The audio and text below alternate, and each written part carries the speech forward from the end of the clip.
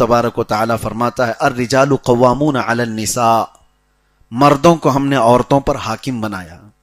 अब ये भी कंट्रोवर्शियल लोग समझ जाते हैं।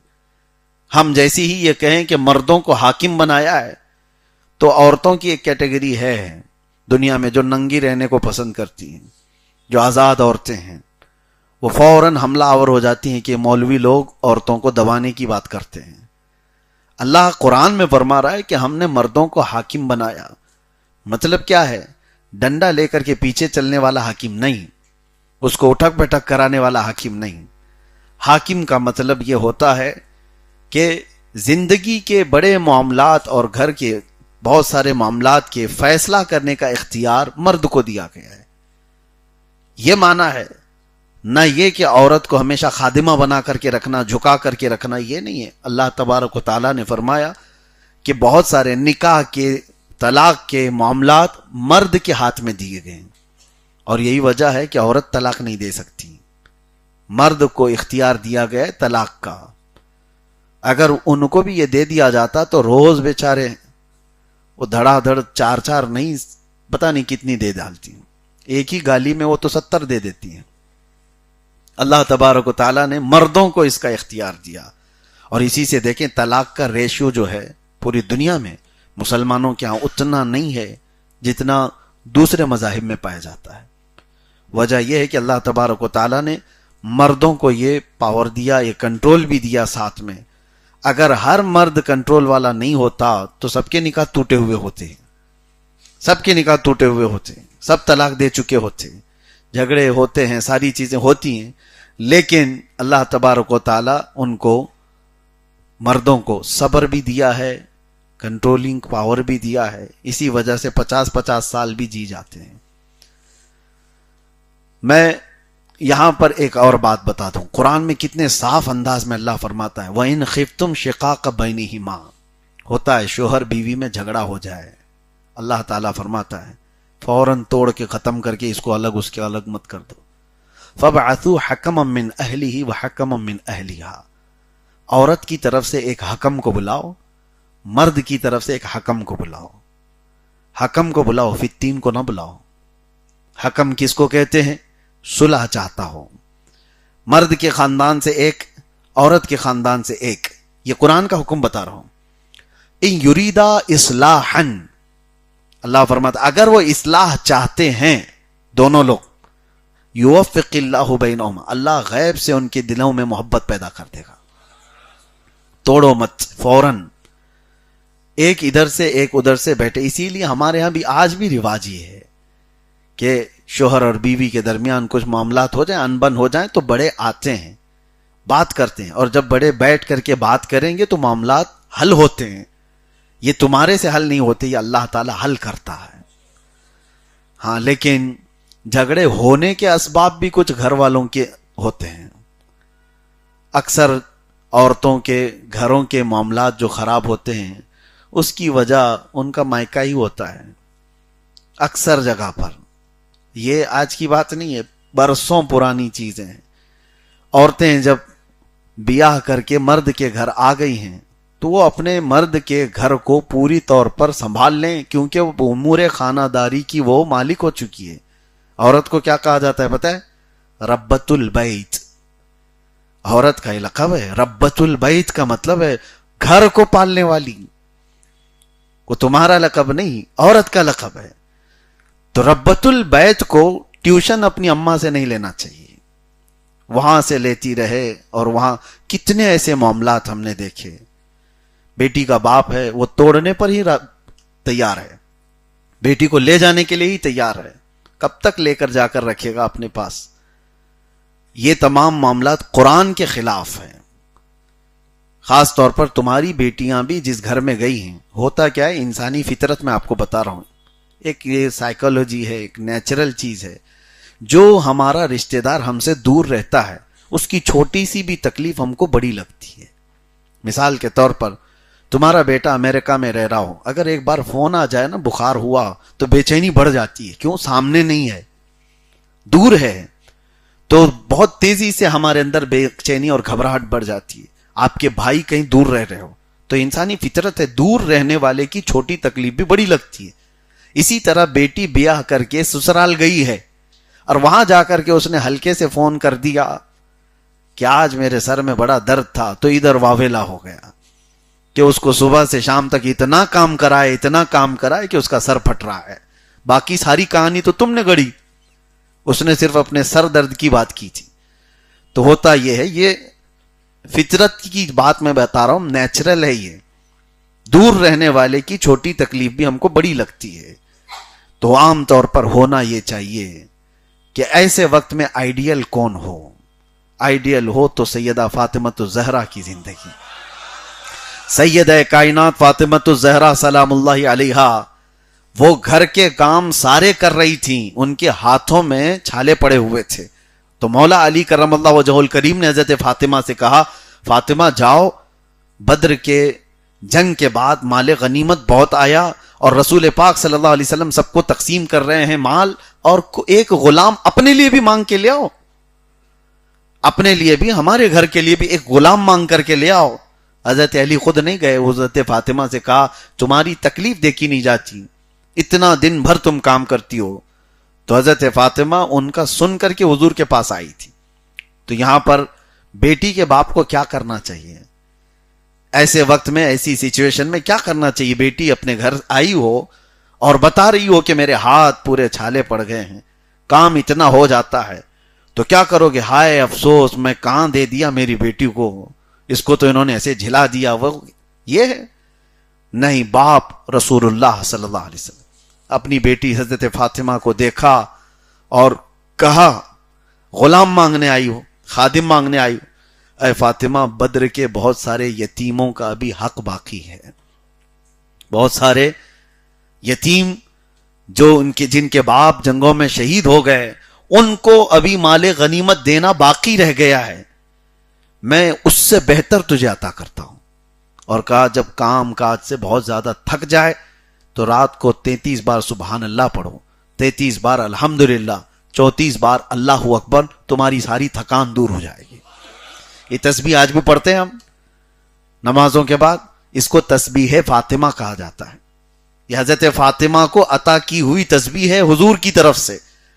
تو ہونا تو یہ چاہیے کہ باپ اپنی بیٹی کو یہ نصیحت کر کے گھر بھیجے کہ جاؤ اللہ تبارک و تعالیٰ کی اس مرضی پر راضی رہو. ان مع العسر یسرا، ہر تکلیف کے بعد آسانی ہے. اگر آپ اپنی بیٹیوں کو اس طرح کی نصیحت کرتے رہیں تو انشاءاللہ العزیز گھر نہیں ٹوٹیں گے. اور عورتوں کی بھی ایک عادت ہے، وہ سناتی وہاں ہیں جہاں ان کی سنی جاتی ہے. زیادہ اگر سنتے رہ گے تو بہت سناتی ہیں. اگر شکایت سننے میں آپ نے انٹرسٹ زیادہ دکھایا تو وہ 4 شکایتیں اور لے کر کے آئیں گی. اور ایک مرتبہ آپ نے اگنور کر دیا تو کہتی ہے میرے باپ تو سنتے ہی نہیں، سنا کے کروں کیا. اس کے بعد اس کو جینے کا خود کا طریقہ معلوم ہو جائے گا. بسا اوقات گھر بسانے کے لیے ماں باپ کو یہ ذمہ داری اپنانی چاہیے. یہ آیت قرآن پاک میں اللہ تعالیٰ نے فرمایا ان یریدا اصلاحا یوفق اللہ بینہما، یہاں تک. اور اس کے بعد 5ویں پارے میں ایک آیت اور ہے جو ہمارے رونگٹے کھڑے کر دیتی ہے. اللہ تعالیٰ فرماتا ان الذین کفروا بآیاتنا سوف نصلیہم نارا، جنہوں نے ہماری آیتوں کو چھوڑ دیا، جھٹلا دیا، اللہ فرماتا ان قریب ہم ان کو ایسے دوزخ میں ڈالیں گے. کلما نضجت جلودہم بدلناہم جلودا غیرہا لیذوقوا العذاب، جب جب ان کی چمڑی پکے گی ہم دوسری چمڑی ان کو پہنا دیں گے تاکہ وہ نیا عذاب چکھ سکے. حضرت کعب احبار رضی اللہ تعالیٰ عنہ اس آیت کی تفسیر میں فرماتے ہیں، ان سے پوچھا گیا کہ کتنی دیر میں یہ چمڑی بدلی جاتی ہے جہنم کے عذاب میں؟ جب بندے کو آگ میں ڈالا جائے، چمڑی گل جائے اس کی، پھر اس کی چمڑی کو پھر سے بدلا جائے تاکہ وہ نیا عذاب چکھ سکے، تو وہ فرماتے ہیں 1 گھنٹے میں 70 بار بدلی جائے گی. 1 منٹ سے بھی پہلے جسم کی پوری چمڑی نہیں بنا دی جائے گی. اصل میں مسئلہ یہ ہے کہ یہ جو سکن ہے، یہ جو چمڑی ہے، یہ پین ریسیور ہے، درد کو ایکسپٹ کرنے والی. اور جب ایک بار جل جائے تو عام طور پر ہوتا یہ ہے کہ جلے ہوئے حصے کو پھر اگر کچھ ٹچ کیا جائے تو پتہ نہیں چلتا. آپ دیکھیں جلی ہوئی چمڑی جہاں پر ہوگی داغ ہوگا اس کو چونٹی کاٹے تو اتنا نہیں لگتا کیونکہ وہ ڈیڈ ہے. اس وجہ سے کہ جلی ہوئی چمڑی کو دوبارہ نیا عذاب چکھایا جائے تو یہ چمڑی بدل دی جاتی ہے. قرآن پاک میں ہے ڈرو اس جہنم کے عذاب سے جس میں 1 گھنٹے میں 70 بار ہمارے جسم کی جلد کو بدل دیا جاتا ہو. اللہ تبارک و تعالیٰ اس عذاب نار سے ہمیشہ محفوظ فرمائے. رمضان میں میرے عزیزوں اور دعا کیا کرنی چاہیے آپ کو؟ روزانہ یہ دعا کریں کہ اللہ تیری جہنم سے بڑا ڈر لگتا ہے، اس عذاب سے ہماری حفاظت فرما. اور حضرت سفیان ثوری کی ایک دعا تھی وہ ہم اکثر اپنے ذکر میں بھی کرتے تھے، الہی لست للفردوس اہلا ولا اقوى على نار الجحیم فاغفر ذنوبی بفضل جودک یا اللہ. اے اللہ میں تیری جنت الفردوس کے قابل تو ہوں نہیں، تیری جنت میں جانے کے قابل تو ہوں نہیں، لیکن اے مولا تیرے جہنم کا عذاب سہنے کے قابل بھی نہیں ہوں، وہ برداشت کرنے کے بھی قابل نہیں ہوں. لہٰذا بس بات اتنی رہ جاتی ہے تیرے فضل اور تیرے جود و کرم کی، بس تو اپنے جود و کرم سے مجھے معاف کر دے اور جہنم سے آزاد کر دے. یہ دعا ہے. اس آیت کے بعد پھر رب تبارک و تعالیٰ نے ایک ایسی آیت بیان فرمائی جو ہمارا ایمان ہے. ایمان کیا ہے سنیے. آیت آئی ہے فَلَا وَرَبِّكَ لَا يُؤْمِنُونَ حَتَّى يُحَكِّمُوكَ فِي مَا شَجَرَ بَيْنَهُمْ. اللہ فرماتا ہے قسم خدا کی وہ شخص ایمان والا ہو ہی نہیں سکتا جو اپنے آپسی معاملات میں اپنے رسول کو حکم نہ بنائے. حضور پاک صلی اللہ تعالی علیہ وسلم کو وہ حاکم نہ بنائے وہ مومن ہی نہیں ہے. وہ تو اس زمانے کی بات تھی.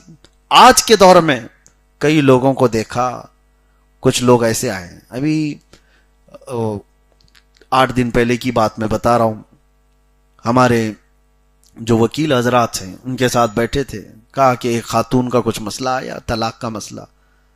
بیچارے وکیل ہیں اور سوچتے ہیں کہ کورٹ کے چکر کاٹنے سے پہلے کچھ اچھا حل ہو جائے.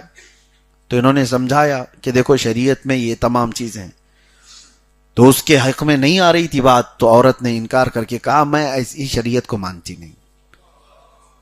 معاذ اللہ، یہ ایک بار نہیں، میرے ساتھ بھی کئی معاملات ایسے ہوئے. اگر اس عورت کے حق میں آپ نہیں بات کریں گے تو سیدھے انکار کرتی ہے، میں ایسی حدیثوں کو نہیں مانتی، میں ایسی شریعت کو نہیں مانتی. میرے عزیزوں وہ ایسا کہنے والا کافر ہے، ایمان ختم ہو چکا ہے.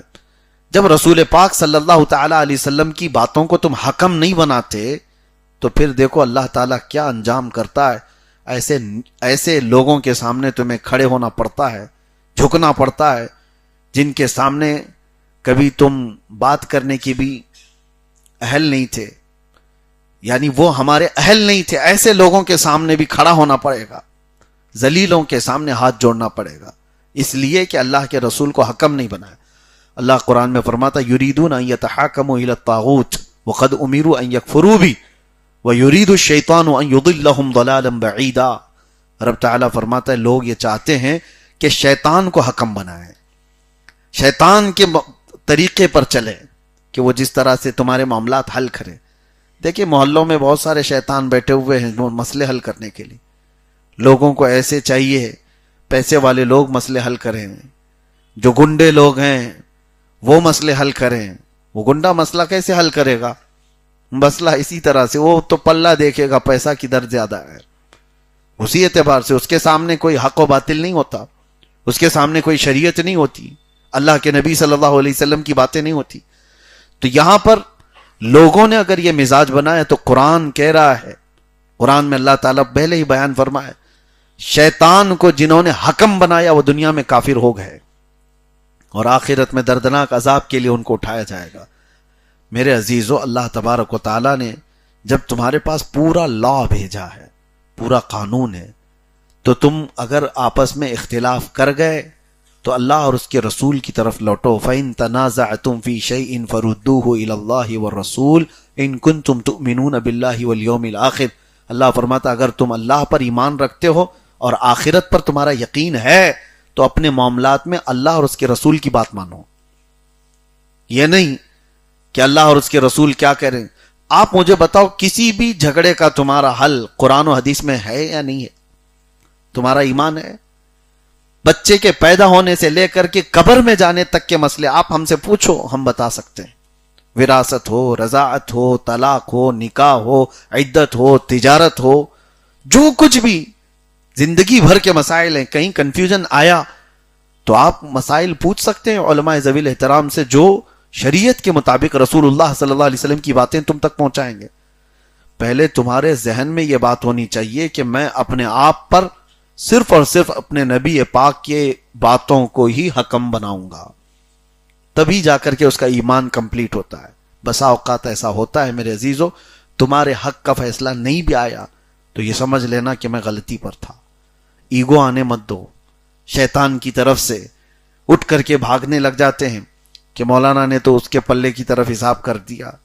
وراثت کے مسئلے ہمارے پاس آئے، کسی صاحب کا انتقال ہو گیا، اور پوری دنیا میں وراثت کے مسئلوں میں زیادہ اختلاف نہیں ملے گا آپ کو، وہ چاہے وہ دیوبندی جماعت کے پاس جا کر کے، اہل حدیث جماعت کے پاس جا کر لے، کہیں سے بھی قرآن پاک سے اگر کوئی مسئلہ بتایا ہو تو وہ ایک ہی ملے گا۔ اب جو خاتون مسئلہ لے کر کے آئی ان کو جواب دے دیا گیا لکھ کر کے، دوسرے مفتی کے پاس گئی وہی ملا، تیسرے کے پاس گئی وہی ملا، تو کہتی ہیں اس میں تو میرا کم لگ رہا ہے، میں کورٹ میں جاؤں گی۔ یہ معاملات میرے عزیزو ایک دو مرتبہ نہیں، کئی جگہ پر، تو پھر ان کے لیے وہی ذلت ہے جو وہ دھکے کھاتے رہیں اور لوگوں کی تان و تشنی سنتے رہیں، اور ایسے مال کے لیے جو چند سالوں کے بعد یا چند دنوں کے بعد وہ خود بھی دنیا چھوڑ کر جانے والے ہیں، کوئی لے کر جانے والا نہیں، اس کے لیے وہ اللہ کی شریعت کو ٹکرا دیے، حضور کی حدیثوں کو ٹکرا دیے۔ ایسی نوبت کبھی آنے مت دینا۔ کتنے گھروں کے معاملات کورٹ کچہریوں میں چل رہے ہیں، کتنے گھروں کے، چھوٹی چھوٹی سی جائیداد اور پراپرٹیز کے لیے مذاق بنتا ہے۔ کیا تمہارے پاس وراثت کو بانٹنے کے مسائل اللہ کے نبی نے نہیں بتائے، لیکن مانتا نہیں ہے۔ جس کو مل رہا ہے وہ تو مان لے گا، جس کو کم مل رہا ہے وہ مانتا نہیں، وہی کیس کرتا ہے۔ تو میرے عزیزو یہ ایمان نہ ہونے کی علامت ہے۔ حضرت عمر فاروق رضی اللہ تعالیٰ عنہ کے متعلق یہ آیت آئی تھی جو میں نے ابھی پڑھا۔ ایک مسلمان کا ایک یہودی کے ساتھ جھگڑا ہو گیا تھا، مسلمان کا یہودی کے ساتھ زمین کے معاملے میں جھگڑا ہو گیا، اور دونوں چلے رسول اللہ کے پاس۔ یہودی تیار تھا کہ اسے پتا تھا اللہ کے نبی صلی اللہ علیہ وسلم محمد رسول اللہ سچ فیصلہ کریں گے۔ فیصلے میں حضور نے کہا مسلمان سے کہ یہ اس یہودی کی زمین بنتی ہے، تو چھوڑ دے اس کو۔ وہ باہر نکلا، وہ کیسا مسلمان؟ ظاہری طور پر منافق تھا اندر سے۔ اس نے کہا میں محمد کا فیصلہ نہیں مانوں گا، اور اس یہودی سے کہا، یہودی پوچھنے لگا کہ تو اپنے نبی کا نہیں مانتا، کس کا مانے گا؟ کہا عمر اچھا فیصلہ کرتے ہیں، عدالت ان کی مشہور بھی تھی، فیصلے میں وہ بڑے کامل تھے۔ یہودی کہا کہ مجھے تو یقین ہے کہ جو محمد صلی اللہ علیہ وسلم نے فیصلہ کیا وہی عمر بھی کریں گے، چلو میں تو چلنے کو تیار ہوں۔ تو یہ مسلمان بنا مسلمان، یہ چاہتا تھا کہ سمپتی گین کرے، میں مسلمان ہوں، میرا سپورٹ لیا جائے۔ حضرت عمر کے پاس آیا اور اپنی بپتا بیان کی کہ ایسے ایسے معاملات ہیں، یہودی میرے اوپر حاوی ہو رہا ہے، میں تو مسلمان ہوں، میرے حق میں کچھ فیصلہ کیجئے۔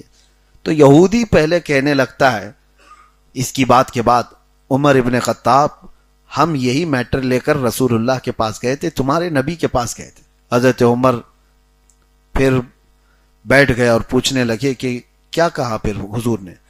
یہودی نے کہا انہوں نے میرے حق میں فیصلہ سنایا، مگر یہ تمہارا مسلمان بھائی ماننے کو تیار نہیں۔ کہا کیا کہا اس نے؟ کہا میں محمد کے فیصلے کو نہیں مانتا اور تمہارے پاس فیصلہ کروانے آیا ہے۔ حضرت عمر اندر گئے اور تلوار لے کر کے آ گئے۔ جو محمد کا فیصلہ نہیں مانتا، عمر اس کا فیصلہ ایسے کرتا ہے، اڑا دیا اور پہنچا دیا۔ اور یہ بات مدینے میں پھیل گئی کہ آؤ دیکھا نہ تاؤ دیکھا، ایک ہی مجلس میں فیصلہ تمام کر دیا۔ اور لوگوں کو تو یہ معلوم تھا کہ مسلمان ہے، اور مسلمان کا اس طرح سے قتل بہت بڑا مسئلہ ہے۔ تو حضرت عمر کی شکایت حضور تک پہنچ گئی، رسول پاک صلی اللہ تعالی علیہ وسلم کے پاس، کہ ایک مسلمان کی گردن ماری عمر ابن خطاب نے۔ حضور نے بلایا، حضرت عمر سے پوچھا کیا تم نے ایک مسلمان کی گردن مار دی؟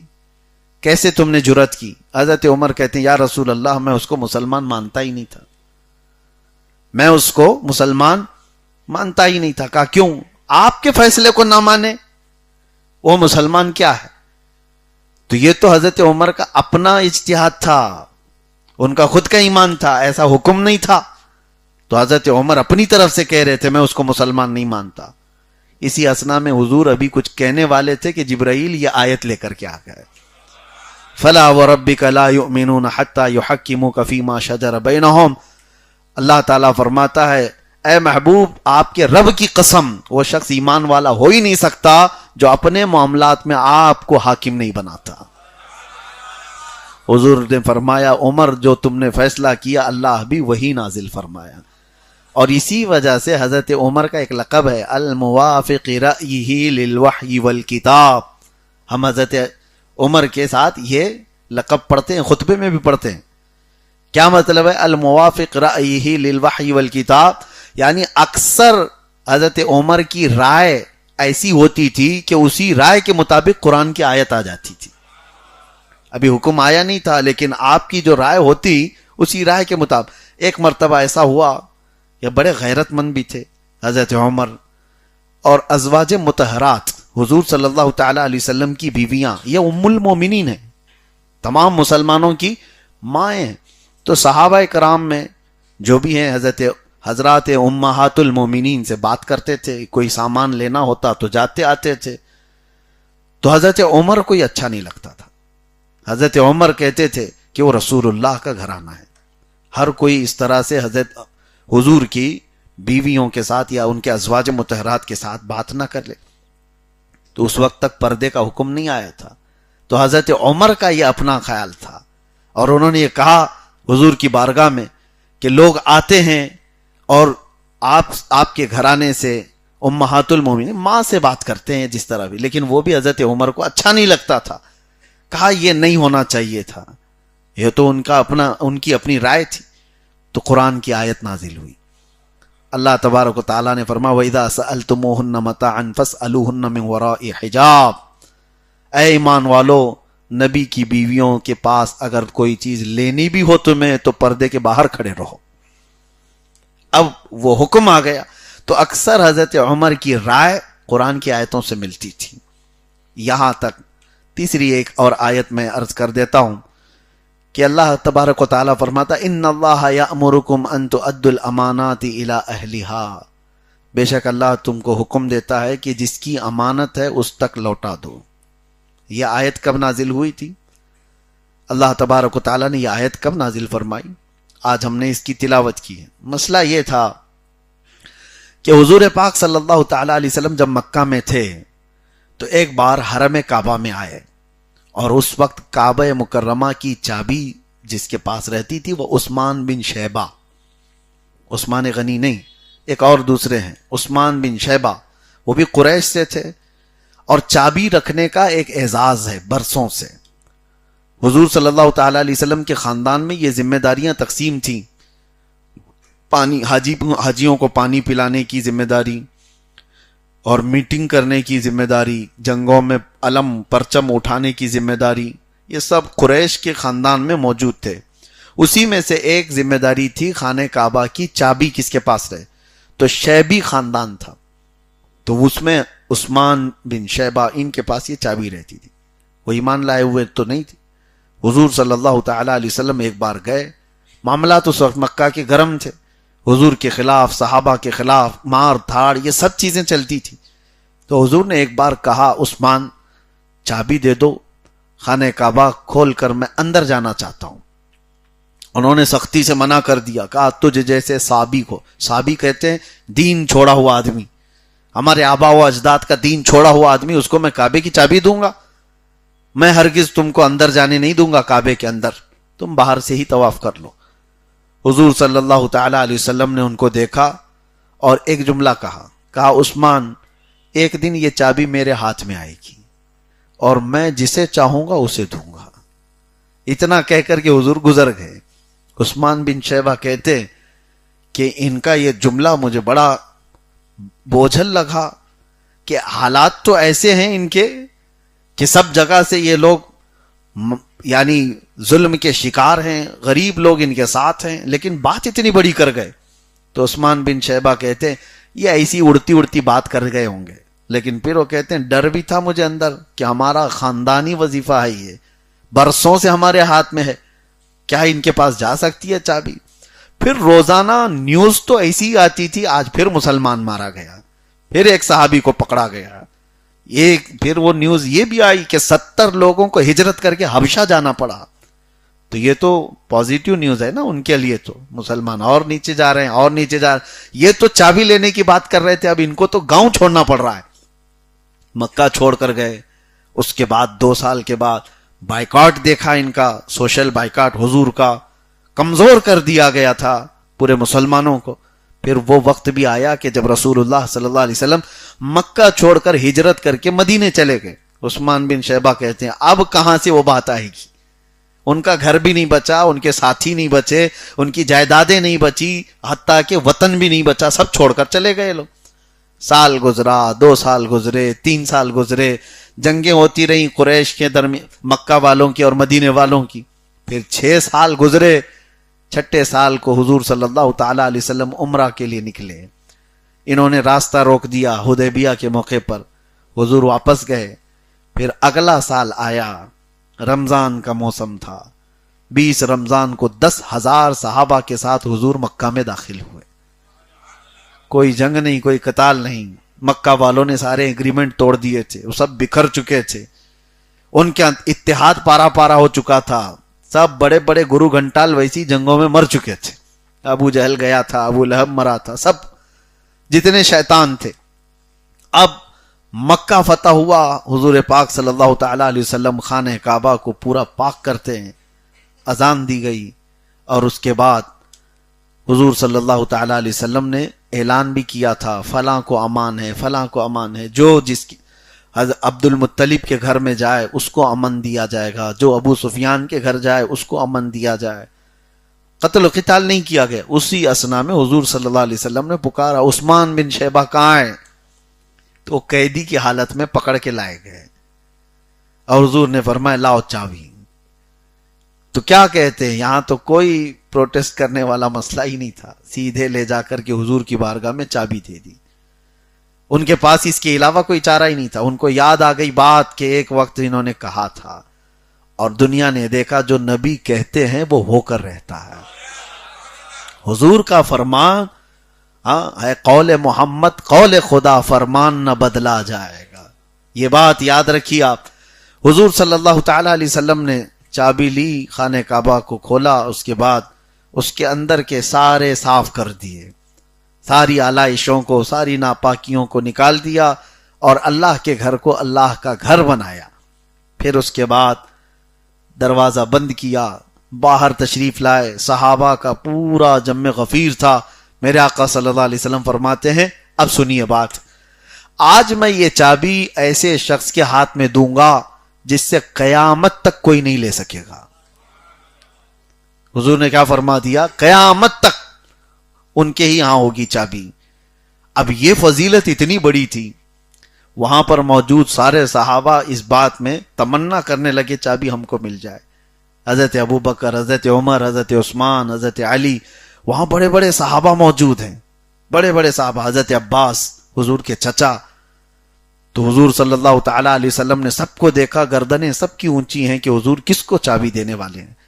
پھر میرے آقا صلی اللہ تعالی علیہ وسلم یہ آیت تلاوت کرتے ہیں جو آج ہم نے تلاوت کی، ان اللہ یأمرکم ان تؤدوا الامانات الی اہلھا، بے شک اللہ حکم دیتا ہے کہ جس کی امانت ہے اس تک سپرد کر دیا جائے. پھر پکارتے ہیں عثمان بن شیبہ آ جاؤ. وہ تو خواب و خیال میں نہیں سوچے ہوئے تھے، وہ تو قیدی بن کر کے آئے تھے، ایمان بھی لائے ہوئے نہیں ہیں، پکڑ کر کے لائے گئے. حضور نے ان کو بلایا تو اچانک ان کی گردن اٹھی، کہا مجھے بلایا جا رہا ہے؟ کہا آؤ. پھر آپ نے آیت پڑھ کر کے ان کے ہاتھ میں چابی دے دی اور کہا یہ چابی تمہاری اولاد میں رہے گی، قیامت تک کوئی نہیں لے سکے گا. آج بھی خانہ کعبہ کی چابی شیبی خاندان کے اندر ہی موجود ہے. برسوں گزر گئے، 1400 سال گزر گئے، کتنے بادشاہ آئے، کیا کیا ہوا، لیکن یہ چابی آج تک اسی خاندان میں موجود ہے. آج بھی آپ سرچ کر کے دیکھ لینا، خانہ کعبہ کی چابی جس بزرگ کے پاس ہے آج، وہ بھی شیبی خاندان کے ہیں، لیکن الحمدللہ سنی ہے. اور میرے آقا صلی اللہ تبارک تعالی علیہ وسلم نے جو فرمایا تھا، عثمان بن شیبہ نے جیسی ہی چابی اپنے ہاتھ میں لی وہ رونے لگ گئے، اور اس کے بعد چابی کو اٹھا کر کے کہا یہ برسوں سے ان کے خاندان میں چلی ہوئی چیز تھی، لے لی گئی تھی چند منٹوں کے لیے، واپس ان کے ہاتھ میں تھمائی گئی. تو چابی لینے کے بعد آپ نے اس کی خوشی کا اظہار نہیں کیا، بلکہ سب سے پہلے کہا کہ اشہد ان محمدن رسول اللہ، میں گواہی دیتا ہوں محمد آپ اللہ کے رسول ہیں. وہ ایمان لے آئے اور ایمان کی حالت میں صحابی رسول بن کر کے ہی دنیا سے فوت ہوئے. میرے آقا صلی اللہ تعالی علیہ وسلم کا یہ عدل و انصاف آتا ہے فقیروں پہ انہیں پیار کچھ ایسا، خود بھیک دیں اور خود کہیں منگتے کا بھلا ہو. یہ دوسرے لوگ نہیں کرتے. ہاں آپ بھیک دیں گے تو کیا کہیں گے؟ دعا کرنا میرے لیے، یہی کہیں گے. کسی کو خیرات دیں گے، کسی کی ضرورت پوری کریں گے تو آپ کیا کہیں گے؟ بس لے جاؤ دعا کرنا میرے لیے. لیکن یہاں نبی کی شان یہ ہے خود بھیک دیں اور خود کہیں منگتے کا بھلا ہو، اللہ تیرا بھلا کرے.